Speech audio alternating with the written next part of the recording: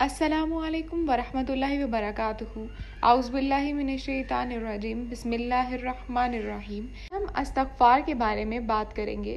استغفار کے معنی ہے اللہ تعالیٰ سے توبہ کرنا، اپنے گناہوں کی معافی جانا۔ پانچواں کلمہ استغفار، استغفار میں نے گناہوں سے توبہ کرنا۔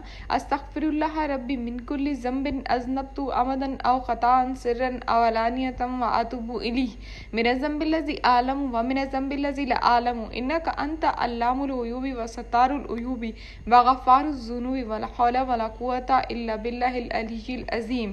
ہمارے 6 کلموں میں ایک کلمہ استغفار کا ہے، یعنی 5واں کلمہ، اور اس کے معنی ہے اپنے گناہوں کی معافی طلب کرنا۔ آپ صلی اللہ علیہ وآلہ وسلم دن میں 100 مرتبہ استغفار لازمی کیا کرتے تھے، لازمی پڑھا کرتے تھے۔ اس سے پتہ چلتا ہے کہ استغفار کی اہمیت کیا ہے۔ اللہ تعالیٰ ہمیں بھی دن میں کم سے کم 1 تسبیح استغفار کی کرنے کی، پڑھنے کی توفیق عطا فرمائے۔ آمین ثم آمین۔